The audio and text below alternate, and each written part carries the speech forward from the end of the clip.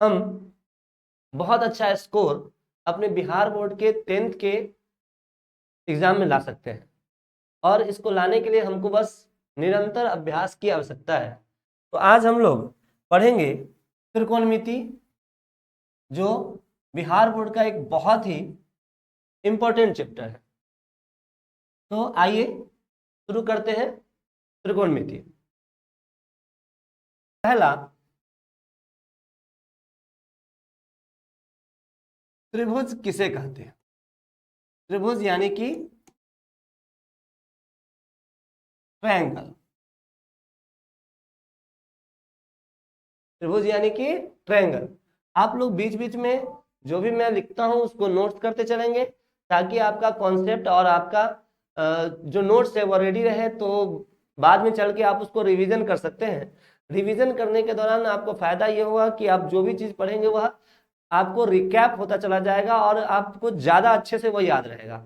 इसलिए हमेशा कोशिश करें जो भी आप पढ़े उसका रिवीजन अवश्य करें, है ना। तो हम लोग त्रिभुज या ट्रायंगल के बारे में पढ़ रहे हैं। तो त्रिभुज कहते किसको है कि वैसी ज्यामितीय आकृति, वैसी ज्यामितीय आकृति जिसमें तीन भुजाएं होती है, जिसमें तीन भुजाएं होती है, उसे त्रिभुज कहते हैं। यह एक बंद ज्यामितीय आकृति है। इसकी तीनों भुजाएं आपस में क्या है? बंद है। त्रिभुज में तीन कोण होते हैं, त्रिभुज में तीन कोण होते हैं, तीन शीर्ष होती है और तीन भुजाएं होती है। जैसे यहां एक शीर्ष है जिसका नाम है शीर्ष ए, इसे कहेंगे हम लोग शीर्ष बी, और इसे कहेंगे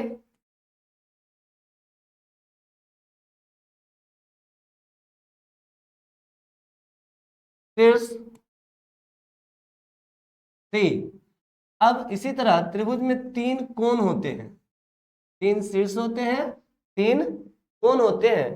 यहां पहला कोण जो होगा इसको हम कहेंगे कोण ए। कोण ए, इसका सिंबल हम कुछ इस प्रकार से रिप्रेजेंट करते हैं। इसको हम कोण बी ए सी भी कह सकते हैं, या इसे हम कोण सी ए बी भी कह सकते हैं। इसी तरह दूसरा कोण कहलाएगा कोण बी या कोण ए बी सी या कोण सी बी ए। इसी तरह तीसरा कोण हमारा कहलाएगा कोण सी, यानी कि कोण ए सी बी या कोण बी सी ए। यहां हमने क्या देखा कि त्रिभुज में तीन शीर्ष, शीर्ष ए, शीर्ष बी और शीर्ष सी। यहां तीन शीर्ष है, उसके बाद तीन कोण है। पहला कोण ए, इसी को कहा गया बी ए सी, इसी को कहा गया सी ए बी।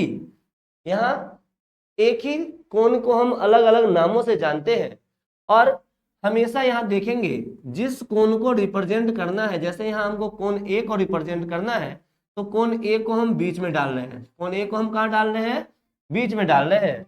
इसी तरह अगर हमको कोण बी को रिप्रेजेंट करना है तो कोण बी को बीच में डालेंगे, और कोण सी को रिप्रेजेंट करने के लिए कोण सी को बीच में डालेंगे।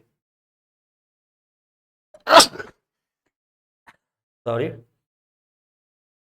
अब कोण के बाद बारी आती है भुजाओं की। त्रिभुज में तीन भुजाएं होती है, त्रिभुज में भुजाएं भी तीन होती हैं। भुजाएं यानी कि साइड्स, भुजाएं यानी कि साइड्स। इसी तरह कोण को कहते हैं हम लोग एंगल, कोण को हम लोग कहते हैं एंगल। भुजाएं कौन कौन सी भुजाएं हैं? तो पहली भुजा का नाम हम देंगे ए बी, और इसी भुजा को कह सकते हैं हम लोग भुजा बी ए। दूसरा भुजा आपका होगा बी सी, या इसी भुजा को कहेंगे सी बी। तीसरा भुजा कहलाएगा आपका सी ए, या इसे कहेंगे हम लोग ए सी। तीन भुजाएं ए बी या बी ए, बी सी या सी बी, सी ए या ए सी। इसी तरह तीन कोण बी ए सी या सी ए बी या कोण ए बी सी या सी बी ए या कोण बी, इसी तरह ए सी बी या बी सी ए या कोण सी। तीन कोण हुए और तीन शीर्ष ए सी और बी हमारे पास त्रिभुज में होते हैं। अब त्रिभुज के 6 प्रकार, त्रिभुज के 6 प्रकार। पहला प्रकार हम देखेंगे जो है भुजा के आधार पे, भुजा के आधार पे, on the basis of side. तो भुजा के आधार पे पहला जो त्रिभुज का प्रकार है वह प्रकार है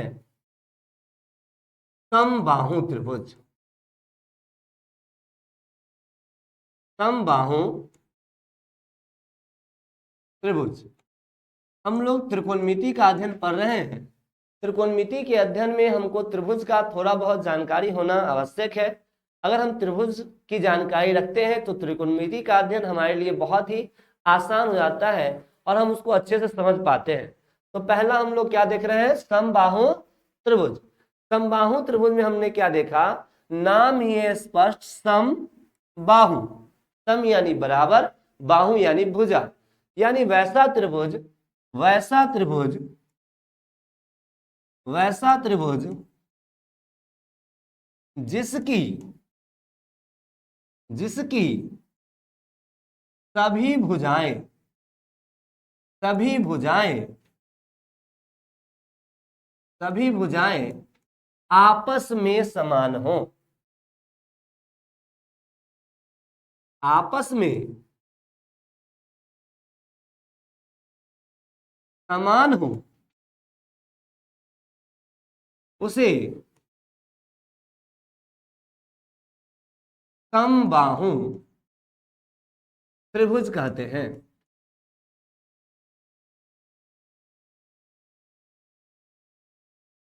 समबाहु त्रिभुज को हम लोग इंग्लिश में इक्विलैटरल ट्रायंगल कहते हैं। समबाहु त्रिभुज को हम लोग इक्विलैटरल ट्रायंगल कहते हैं। अब समबाहु त्रिभुज के बारे में हम जान रहे हैं।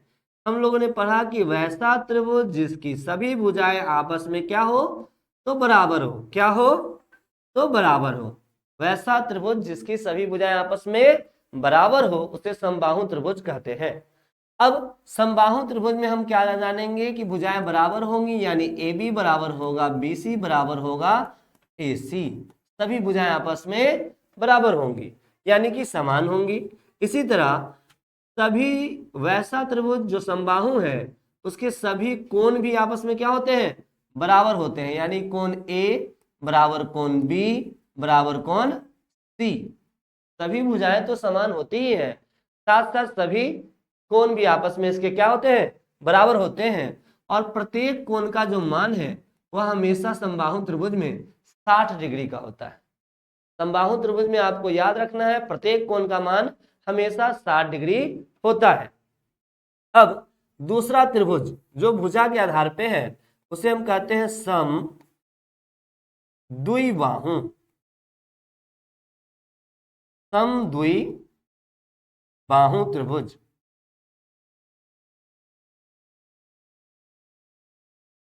सम द्विबाहु त्रिभुज यानी कि आइसोसेलेस ट्रायंगल।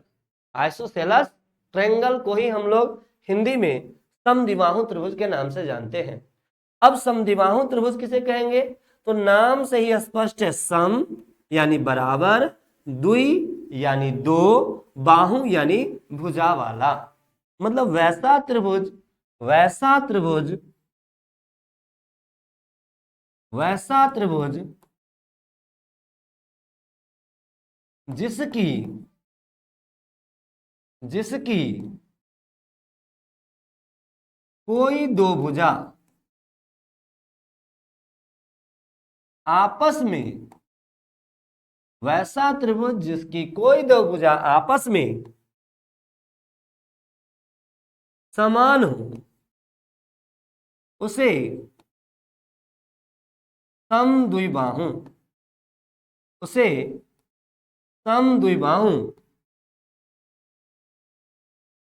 त्रिभुज कहते हैं।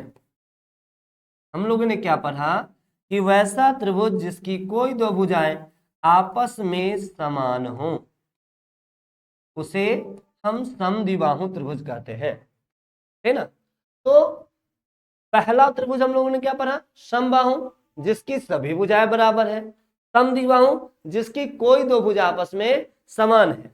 अब यहां हम देखें कि यहां एक चित्र हम लोग बना रहे हैं जिसमें त्रिभुज का नाम हमने दिया ए बी सी। इसमें हो सकता है कि भुजा ए बी बराबर हो भुजा ए सी के। अगर दो भुजा बराबर होगी तो इसको हम कहेंगे समद्विबाहु त्रिभुज। ए बी बराबर होगा ए सी के। अब याद रखना है कि समद्विबाहु त्रिभुज में जो दो भुजाएं, समद्विबाहु त्रिभुज में जो दो भुजाएं आपस में समान होंगी उसके सामने के कोण, जैसे AC है तो AC के सामने का कोण B और AB है तो AB के सामने का कोण C भी आपस में क्या होगा, समान होगा। कोण B बराबर कोण C। समद्विबाहु त्रिभुज के दो भुजाएं बराबर होंगी, साथ साथ दो कोण भी आपस में क्या होंगे, समान होंगे। अब हम लोगों ने अभी तक पढ़ा त्रिभुज। त्रिभुज के प्रकार में हम लोग भुजाओं के प्रकार का अध्ययन कर रहे हैं। पहला हम लोगों ने पढ़ा समबाहु, दूसरा पढ़ा हम लोगों ने समद्विबाहु और तीसरा हम लोग पढ़ेंगे विषमबाहु। चलिए बताएंगे, आप लोग कमेंट करेंगे कि विषमबाहु त्रिभुज किसे कहते हैं। विषमबाहु त्रिभुज जल्दी से कमेंट करेंगे, विषमबाहु त्रिभुज किसे कहते हैं। तो जैसा कि हम लोग जानते हैं विषमबाहु को इंग्लिश में कहा जाता है एस्केलन ट्रायंगल। क्या कहते हैं हम लोग, एस्केलन ट्रायंगल। विषमबाहु त्रिभुज नाम सही अर्थ है विषम। विषम मतलब वैसा त्रिभुज जिसकी भुजाएं बराबर न हो, जिसकी भुजाएं बराबर न हो उसे हम क्या कहेंगे, विषमबाहु त्रिभुज। वैसा त्रिभुज जिसकी कोई भी भुजा, कोई भी भुजा, कोई भी भुजा, वैसा त्रिभुज जिसकी कोई भी भुजा आपस में समान न हो, आपस में समान न हो उसे विषमबाहु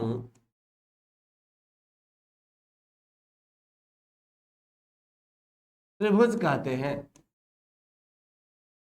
तो विषमबाहु त्रिभुज कहते हैं।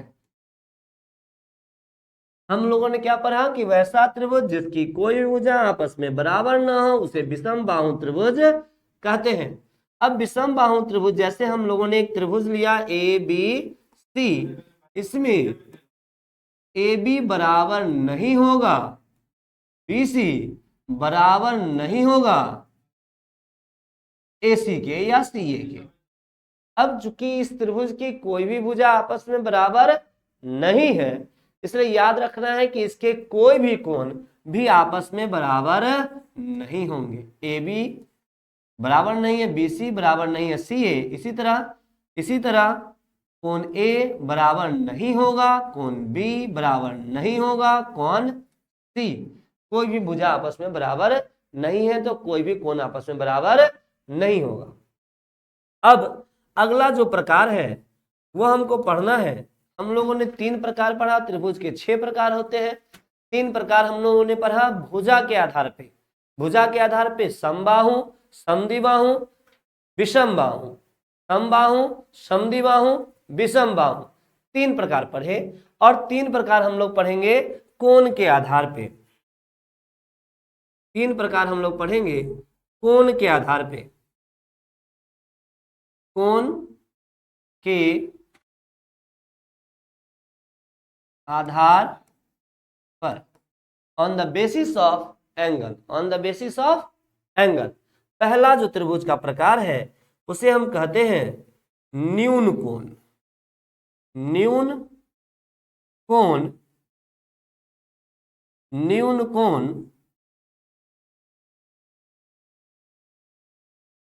त्रिभुज, पहला जो प्रकार है उसे हम कहते हैं न्यून कोण त्रिभुज। अब न्यून कोण त्रिभुज किसे कहते हैं? तो न्यून मतलब छोटा, न्यून मतलब छोटा, तो वह त्रिभुज, वह त्रिभुज जिसका प्रत्येक कोण, वह त्रिभुज जिसका प्रत्येक कोण 90 डिग्री से, 90 डिग्री से, कितना डिग्री से याद रखना है, 90 डिग्री से छोटा हो, 90 डिग्री से छोटा हो, छोटा हो, छोटा हो, न्यून हो, उसे उसे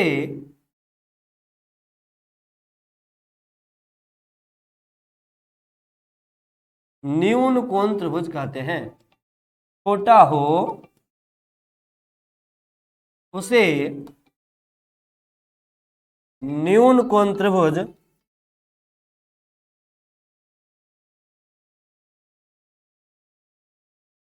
से न्यून कोण त्रिभुज कहते हैं।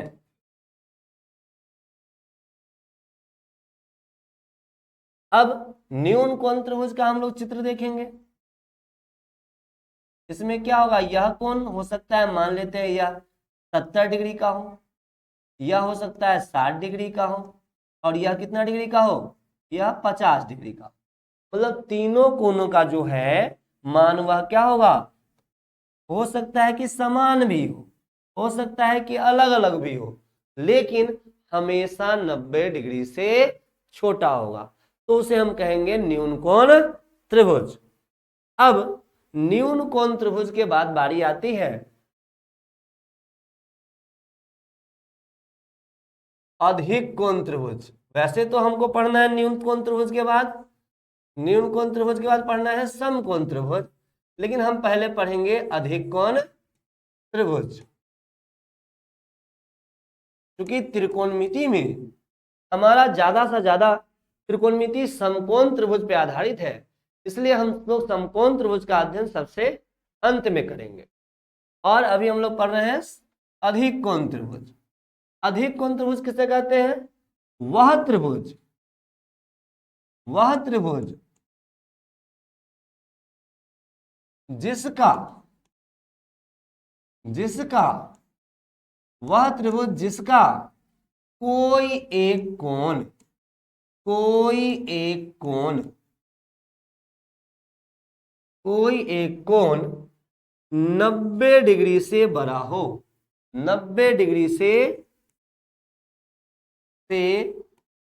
बड़ा हो, 90 डिग्री से बड़ा हो, उसे अधिक कोण, अधिक यानी ज्यादा, अधिक कोण त्रिभुज कहते हैं। से अधिक कोण त्रिभुज कहते हैं। जैसे हम यहां देखेंगे एक चित्र अधिक कोण त्रिभुज का, यह क्या है, एक अधिक कोण त्रिभुज है।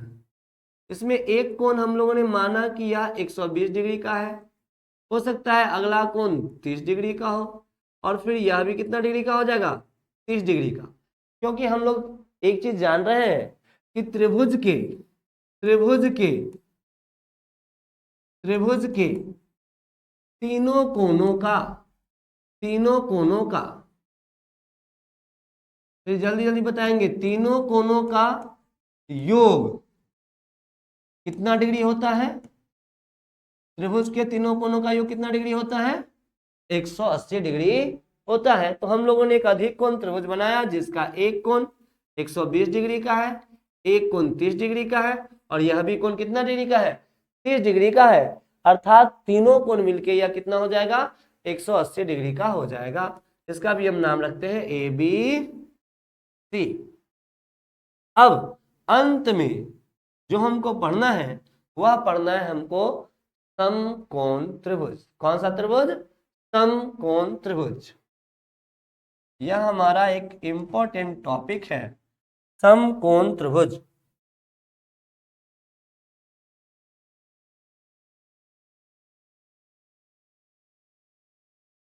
इंग्लिश में कहते हैं राइट एंगल ट्रायंगल। इंग्लिश में कहा जाता है राइट एंगल ट्रायंगल। अब समकोण त्रिभुज में हम क्या देख रहे हैं कि समकोण त्रिभुज किसे कहते हैं, समकोण त्रिभुज वह त्रिभुज जिसका कोई एक कोण, वह त्रिभुज जिसका कोई एक कोण 90 डिग्री का हो। कितना डिग्री का हो, तो 90 डिग्री का हो। वह त्रिभुज जिसका कोई एक कोण 90 डिग्री का हो उसे समकोण त्रिभुज, उसे समकोण त्रिभुज, समकोण त्रिभुज कहते हैं। बच्चों यहीं से सारा खेला चालू होगा, किसका, त्रिकोणमिति का। समकोण त्रिभुज त्रिकोणमिति का एक आधारभूत पिलर है, खंभा है, आधार है, बेस है कहा जा सकता है। और समकोण त्रिभुज का अध्ययन अगर हम नहीं करेंगे तो हम त्रिकोणमिति के अध्ययन में कहीं ना कहीं पीछे रह जाएंगे।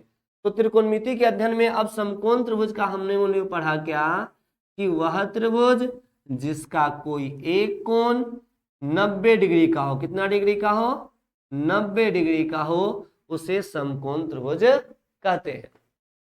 अब समकोण त्रिभुज में मान लेते हैं, इसमें हम लोगों ने नाम दिया कि एक त्रिभुज है जिसका नाम है पी क्यू आर। क्या नाम है, पी क्यू आर, त्रिभुज पी क्यू आर, जिसमें कोण क्यू बराबर 90 डिग्री। एक त्रिभुज में अधिकतम एक समकोण हो सकता है, एक से अधिक समकोण की हम परिकल्पना नहीं कर सकते हैं, क्योंकि हम लोग जानते हैं कि त्रिभुज में अगर दो कोण 90-90 हो जाएगा तो दो ही कोण मिलके कितना हो जाता है, 180। जबकि हम लोगों ने पढ़ा है कि त्रिभुज के तीनों कोणों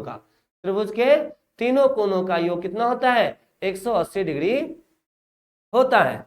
तो आपको ध्यान रखना है कि त्रिभुज के तीन कोणों का योग 180 डिग्री होता है, तो समकोण त्रिभुज उसको कहेंगे जिसका कोई एक कोण कितना डिग्री का हो, 90 डिग्री का हो। समकोण त्रिभुज किसे कहेंगे, जिसका कोई एक कोण 90 डिग्री का हो, उसे हम समकोण त्रिभुज कहते हैं।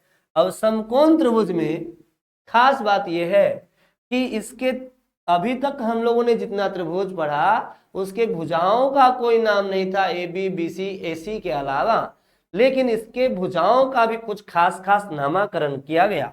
जैसे 90 के सामने वाली भुजा को कर्ण कहते हैं। कर्ण को हम लोग हाइपोटेनस यानी एच संकेत के रूप में दर्शाते हैं। अब सबसे बड़ा भाई आप लोगों ने पढ़ा होगा, पांडवों के सबसे बड़े भाई कौन थे, कर्ण। तो याद रखना है कि 90 के सामने की भुजा कर्ण और यह त्रिभुज की सबसे बड़ी भुजा होती है। क्या याद रखना है कि 90 के सामने का कोण कर्ण और यह समकोण त्रिभुज की सबसे बड़ी भुजा होती है।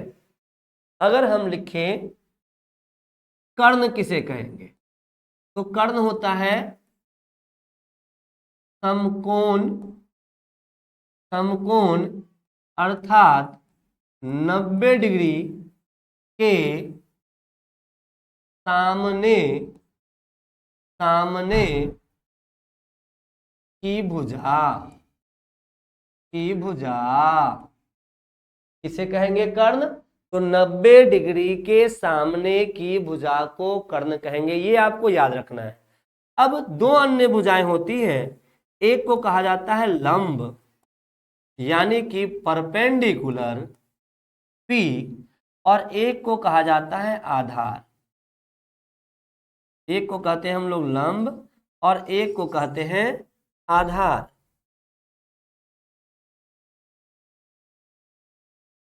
एक को क्या कहा गया? लंब, एक को कहा गया आधार।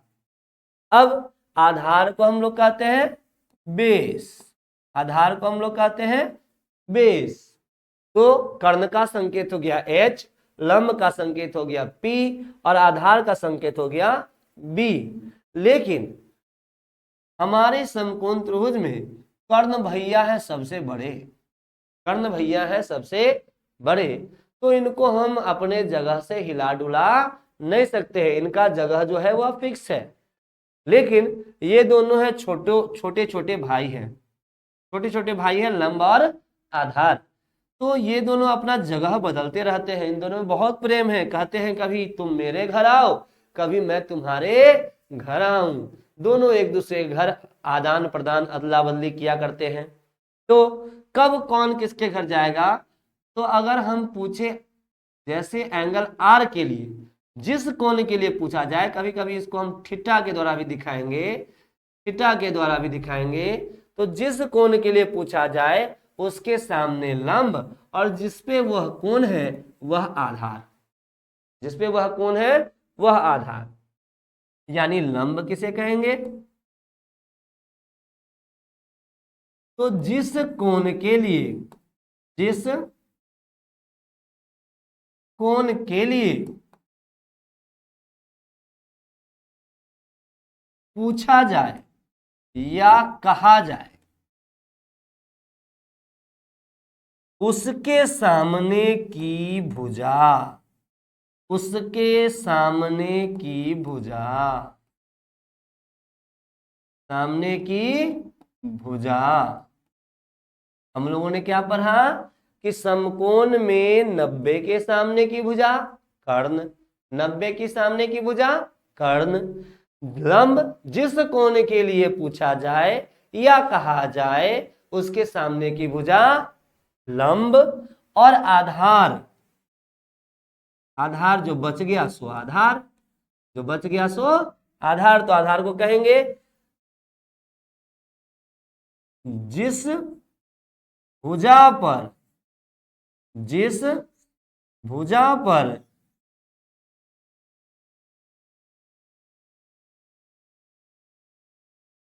वह कोण कोण अंकित है, अंकित है, उसे आधार कहेंगे, उसे आधार कहेंगे।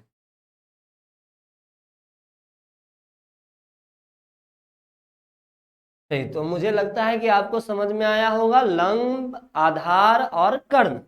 हम लोगों ने क्या पढ़ा कि 90 के सामने की भुजा को कर्ण यानी हाइपोटेनस कहते हैं। क्यों कहते हैं? क्योंकि यह क्या है? समकोण त्रिभुज की सबसे बड़ी भुजा है। यह क्या है? समकोण त्रिभुज की सबसे बड़ी भुजा है। बताया गया कि पांडव के सबसे बड़े भाई कर्ण, वैसे ही समकोण की सबसे बड़ी भुजा कर्ण। दो भाई कौन? एक लंब और एक आधार। दोनों में क्या होगा? अदला बदली होगा, कभी यह लंब हो जाएगा तो कभी यह आधार लंब हो जाएगा। इसी तरह कभी यह आधार होगा तो कभी यह लंब आधार हो जाएगा। दोनों अदला बदली करते रहते हैं। कब? जिस एंगल के लिए पूछा जाए उसके हिसाब से। तो आइए हम देखते हैं कि कैसे हम उस त्रिभुज में अलग अलग भुजाओं को लंब, आधार और कर्ण के रूप में बांट सकते हैं। पहले आप इसको नोट कर लीजिए।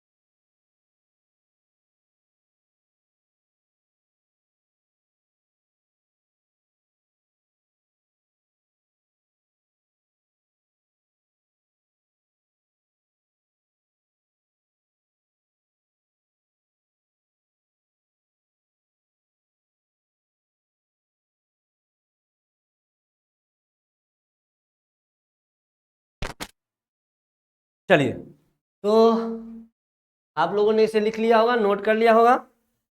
अब हम लोग बढ़ते हैं आगे। कुछ त्रिभुजों के चित्रों के माध्यम से हम लोग देखेंगे कि लंब भैया कौन, आधार भैया कौन और कर्ण भैया कौन। जैसे एक चित्र मैं यह बना रहा हूं, इसमें इसका नाम रखा गया ए बी सी। इसी तरह एक और त्रिभुज है,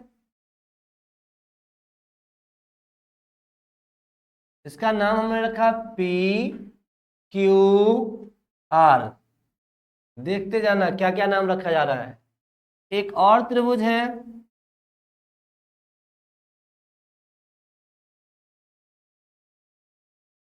इसका नाम रखा हमने एम एन ओ। एक और त्रिभुज है जिसका नाम रखा हम लोगों ने जे के एल। अब इन चारों त्रिभुज में आपको लंब, आधार और कर्ण पहचानना है। जैसे इसमें यहां बी 90 डिग्री है, तो अगर आपसे पूछा जाए कि इसमें कर्ण कौन सा होगा, सभी लोग कमेंट करेंगे कि इस त्रिभुज में, त्रिभुज ए बी सी में, त्रिभुज ए बी सी में कर्ण कौन सा होगा। कर्ण बताना है आपको। कर्ण कौन होगा, हमेशा याद रखना है, जहां 90 डिग्री मिल जाए कौन मिल जाए, जहां 90 डिग्री मिल जाए कौन मिल जाए, 90 डिग्री मिल जाए, ठीक सामने में कौन होगा, आपका कर्ण बैठा मिलेगा आपको। कौन मिलेगा, कर्ण। तो कर्ण हम लोगों ने पहचाना ए सी। अब अगर हम लोग पूछ रहे हैं ए के लिए, उस वाले त्रिभुज में हम लोगों ने आर के लिए पूछा था, इस वाले में हम लोग पढ़ रहे हैं ए के लिए। ए को ठिट्टा मान रहे हैं, कौन, ए को ठिट्टा मान रहे हैं, तो हम लोगों ने अब पहचानना है क्या, लंब और आधार। लंब और आधार। तो लंब कौन होगा, जल्दी बताइए, लंब कौन होगा, लंब कौन होगा। लंब हो जाएगा, हमेशा याद रखना, ठिट्टा के सामने, ठिट्टा के सामने, जिसके लिए पूछा जाए उसके ठीक सामने। कभी कभी ठिट्टा रहेगा, कभी कभी ठिट्टा नहीं रहेगा। ए के लिए पूछेंगे, ए के सामने लंब, और जिस भुजा पे ए स्थित है उसको कहेंगे आधार। क्लियर है। लंब, आधार, कर्ण पहचानना हमको सबसे पहले आना चाहिए। अगर हम लोगों ने लंब, आधार और कर्ण पहचानना सीख लिया तो हम लोगों ने 20% तक त्रिकोणमिति को समझ लिया। अब यहां त्रिभुज देख रहे हैं पी क्यू आर, इसमें कौन सा है, कौन, पी 90 है, तो 90 के सामने की भुजा, 90 के सामने की भुजा क्या कहलाएगी, तो कर्ण कहलाएगी। कर्ण को संकेत में क्या कहेंगे, तो कर्ण को संकेत में हम लोग एच यानी हाइपोटेनस कहेंगे, ठीक ना। अब अगर हम पूछे आर के लिए, किसके लिए पूछे, इसमें हमने ठिट्टा नहीं दिया, क्या नहीं दिया, ठिट्टा नहीं दिया, तो आर के सामने की भुजा को क्या कहेंगे हम लोग, क्या कहेंगे बच्चों, आप बताइए जल्दी जल्दी। आर के सामने की भुजा को क्या कहेंगे, लंब। और जो बच गया सो आधार, जो बच गया सो आधार, या जिसपे वह भुजा है, आर जिस पे है वही क्या हो जाएगा, आधार। अब त्रिभुज आते हैं हम लोग एम एन ओ में। एम एन ओ में कर्ण कौन होगा, लंब है आपका, कर्ण है और आधार है। तो सबसे पहले तो 90 डिग्री खोजे, 90 डिग्री मिल गया, तो 90 के सामने की भुजा कर्ण, 90 की सामने की भुजा कर्ण। अब अगर हम पूछे एम के लिए, तो एम के लिए लंब कौन हो जाएगा, एम के लिए लंब होगा ओ एन, कौन हो जाएगा, ओ एन। लंब को कहेंगे पी परपेंडिकुलर, और जो बच गया सो आधार। भैयो जे बचलो से आधार, कर्ण आधार। आधार को इंग्लिश में कहते हैं बेस, आधार को इंग्लिश में कहते हैं बेस। अब इसी तरह इस त्रिभुज में भी देख लेते हैं, कंफ्यूज नहीं होना है, माइंड को क्लियर रखना है कि लंब कौन, आधार कौन, कर्ण कौन। 90 के सामने कर्ण, 90 के सामने कर्ण, जिसके लिए पूछा जाए उसके सामने लंब, और जो बच गया सो आधार। यहां आपको 90 डिग्री का कोण है जे, तो इसके सामने की भुजा कर्ण, सबसे बड़ी भुजा कर्ण, संकेत एच। अगर पूछे हम इसके लिए कोण एल के लिए, तो यहां हो जाएगा लंब और यह हो जाएगा आधार। देखिए बच्चों, हम लोग त्रिकोणमिति का अध्ययन कर रहे हैं। त्रिकोणमिति हमारे जीवन में भी बहुत जगह काम आता है। जैसे हम लोग यहाँ बैठे हैं और बैठे बैठे हमने चंद्रमा की दूरी निकाल ली, किसकी सहायता से? त्रिकोणमिति की सहायता से। कोई पेड़ है, दोपहर में हम खड़े हैं और खड़े खड़े उस पेड़ की ऊंचाई निकालनी है, बस हमको उसका एंगल मालूम है, कहाँ से निकलेगा? त्रिकोणमिति की सहायता से। तो इसके बारे में हम लोग अध्ययन धीरे धीरे करते चलेंगे, त्रिकोणमिति का अध्ययन।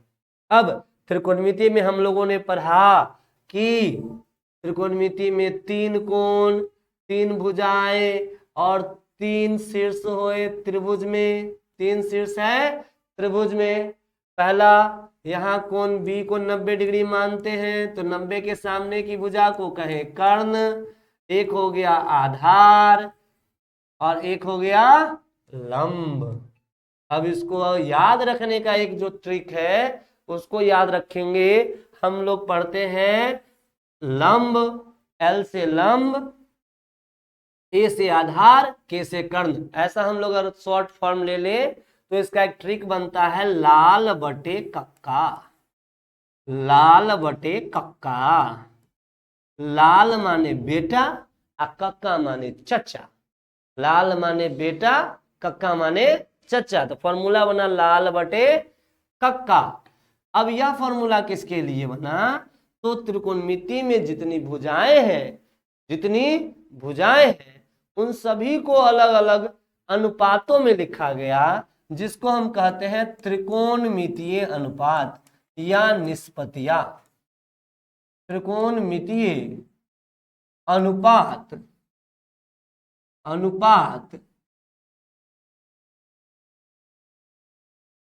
अनुपात या निष्पत्तियां, ठीक ना। तो त्रिकोणमितीय अनुपात कौन कौन है? पहला अनुपात है साइन थीटा, दूसरा है कॉस थीटा, तीसरा है टैन थीटा, चौथा है कॉट थीटा, पांचवा है सेक थीटा, छठा है कॉसेक थीटा। छठा कौन है? Cosec theta. Cosec theta. पहला है साइन, दूसरा है कॉस, तीसरा है टैन, चौथा है कॉट, पांचवा है सेक, छठा है कॉसेक।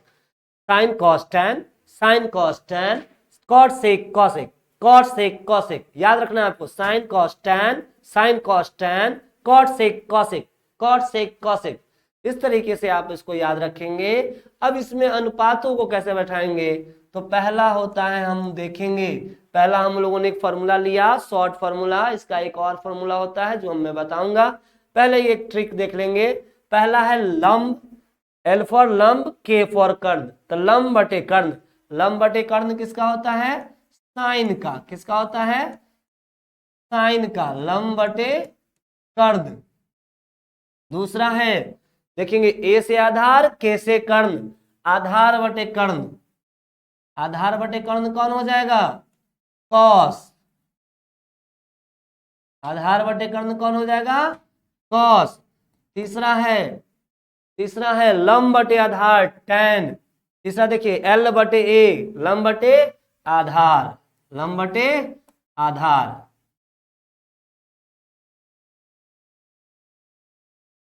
लंब बटे आधार,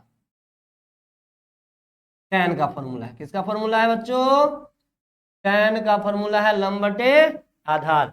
अब याद रखना है कि साइन का मुंडी पकड़ के उल्टा लटका देंगे इसको।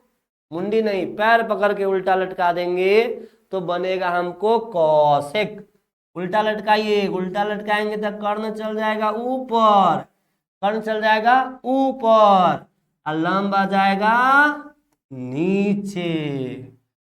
सेक, अब बाप रे बाप, सेक की कौन हो गया भाई? तो कौस को उल्टा लटकाएंगे तो कौन बनेगा? सेक। कर्ण बटे आधार, कर्ण बटे आधार।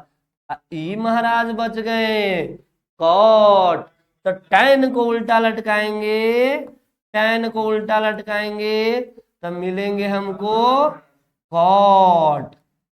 आधार, आधार अब बटे आधार बटे लंब, याद रखना है।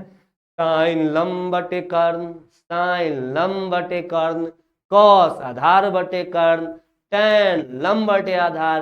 साइन को पटक दिए, हो गया कॉसेक, कर्ण बटे लंब, कर्ण बटे लंब। कॉस को पटक दिए, हो गया सेक, कर्ण बटे आधार, कर्ण बटे आधार। और टैन को लटकाए तो कौन बन गया? कॉट, आधार बटे लंब। इसी को अगर हम इंग्लिश मीडियम में पढ़ते तो हम पढ़ते हैं, इसी को हम पढ़ते हैं, पंडित बद्री प्रसाद हरी हरी बोल, सोना चांदी तोल। अब देखते हैं, वैसे हम लोग एक ही ट्रिक याद रखेंगे, कोई एक रखेंगे लंब आधार कर्ण या परपेंडिकुलर, हाइपोटेनस और बेस, है ना। कोई एक याद रखना है, दोनों याद रखने के चक्कर में ऐसा नहीं करना है कि हम एक भूल जाए एक याद रहे। तो अच्छा है कि एक ही याद रखेंगे अच्छे से। तो हम लोग यहाँ देख रहे हैं साइन, साइन को हम कह सकते हैं perpendicular by hypotenuse, perpendicular by hypotenuse. आधार बेस बाई हाइपोटेनस, लंब perpendicular by base. Pandit Badri Prasad Hari Hari बोल, P by H sine, B by H cos, P by B tan. अब इसी को उलट देंगे तो हमारा आ जाएगा कौन? आएगा कौन? B by P cot, H by B sec और H बाई पी कॉसेक। अब इन्हीं 6 अनुपातों से, इन्हीं 6 अनुपातों से हमको त्रिकोणमिति में बहुत सारे सवालों को सॉल्व करना है, हल करना है। तो ये 6 अनुपात आपको एकदम कंठस्थ होने चाहिए। तोता नाम जो होता है मिट्ठू मिट्ठू कहता है, बोलो तोता मिट्ठू मिट्ठू मिट्ठू, वैसे ही आपको याद रखना है साइन लंब बटे कर्ण, कॉस आधार बटे कर्ण, कॉस आधार बटे कर्ण, टैन लंब बटे आधार, कॉट आधार बटे लंब, सेक कर्ण बटे आधार, कॉसेक कर्ण बटे लंब। ये आपको अच्छे से याद होना चाहिए, तब त्रिकोणमिति के आप बादशाह शहंशाह महाराजा राजा बन पाएंगे, नहीं तो आप रहिएगा ठन गोपाल। चलिए अब कुछ महत्वपूर्ण सूत्र महत्वपूर्ण सूत्र में आज हम लोग एक ही सूत्र पढ़ेंगे और उसी सूत्रों से कई सूत्रों का निर्माण करेंगे। जैसे एक सूत्र है कि अगर मान लेते हैं कोई त्रिभुज है जिसमें हमको कोई 2 भुजा मालूम है और तीसरी भुजा निकालनी हो, जैसे यह त्रिभुज है ABC, मान लेते हैं इसमें कर्ण दिया हुआ है 13, आधार 5, तो हमको निकालने के लिए कहेगा लंब बताइए कितना है। तो इसके लिए एक सूत्र आता है, कर्ण का स्क्वायर बराबर लंब का स्क्वायर जोड़ आधार का स्क्वायर। याद रखना है, कर्ण का स्क्वायर बराबर लंब का स्क्वायर जोड़ आधार का स्क्वायर। अब कर्ण का स्क्वायर अगर हम देखें तो सबसे पहले हम कर्ण में क्या करेंगे, हम लोग यहाँ निकाल के पहले देख लेते हैं कैसे निकालेंगे। कर्ण 13 है, 13 का स्क्वायर, लंब कितना है हमारे पास नहीं मालूम, लंब हमको नहीं मालूम, आधार हमको मालूम 5, तो 13 का स्क्वायर 169, स्क्वायर कम से कम आपको 30 तक याद होना चाहिए। 169, लंब का स्क्वायर हमको नहीं मालूम अभी, आधार का 5 का स्क्वायर 25, अब इस 25 को ले आते हैं इधर प्लस में, तो उठा के पटक देंगे इस तरफ, तो हो जाएगा क्या भैया, हो जाएगा प्लस से माइनस। लंब स्क्वायर इजकल टू कितना घटाएंगे, तो 144 इजकल टू लंब स्क्वायर।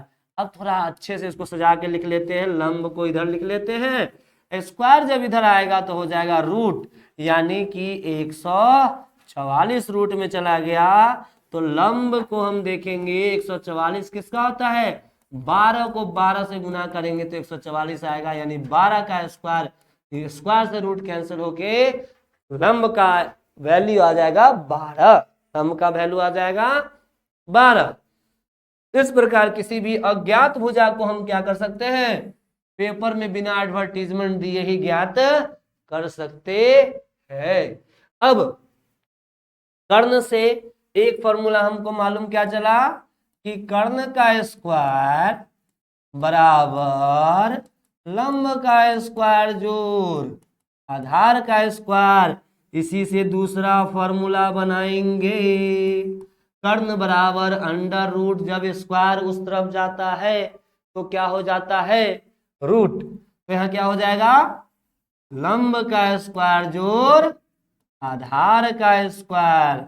अब तीसरा फॉर्मूला बनेगा, अब हम लोग कर्ण को छोड़ देते हैं, अगर हमको लंब निकालना हो, क्या निकालना हो, लंब निकालना हो, तो लंब का स्क्वायर बराबर क्या हो जाएगा बच्चों, कर्ण इधर है, लंब इधर है, इधर ले आए, आधार इधर प्लस में, तो इधर आएगा तो किसमें हो जाएगा, माइनस में। तो फॉर्मूला बना कि कर्ण का स्क्वायर माइनस आधार का स्क्वायर, किसका स्क्वायर, तो आधार का स्क्वायर। अब इसी को दूसरे तरीका से अगर हम लिखेंगे तो फॉर्मूला नंबर 4 में एडजस्ट कर देंगे, अंडर रूट कर्ण का स्क्वायर माइनस आधार का स्क्वायर। क्लियर है। पांचवा, अब आधार को इधर रखेंगे अगर, तो आधार का स्क्वायर बराबर, आधार का स्क्वायर बराबर क्या होगा बच्चों, कर्ण का स्क्वायर माइनस लंब का स्क्वायर। तो इसी से एक और फॉर्मूला बना लेते हैं और ढेर लगा लेते हैं फॉर्मूला का। वैसे एक फॉर्मूला भी याद रखेंगे तो हमारा काम चल जाना है। अब यहाँ क्या हो गया, आधार, आधार बराबर फिर स्क्वायर को उठा के इधर लाए पटक दिए, तो हमारा क्या बन गया, कर्ण अंडर रूट कर्ण का स्क्वायर माइनस लंब का स्क्वायर। तो हमको इतना फॉर्मूला क्या होना चाहिए, याद होना चाहिए। और यह हमारा था त्रिकोणमिति का बेसिक क्लास, जिसको अगर हम करते हैं तो त्रिकोणमिति हमको अच्छे से समझ में आएगा। और इसी तरह हम लोग अपने पढ़ाई को अब रोज ऑनलाइन माध्यम से कंटिन्यू रखेंगे। आप लोगों का सहयोग मुझे चाहिए। आप लोग को अगर मेरा कंटेंट अच्छा लगे तो मेरे चैनल को लाइक करें, शेयर करें और सब्सक्राइब करें। चलिए, बहुत बहुत धन्यवाद।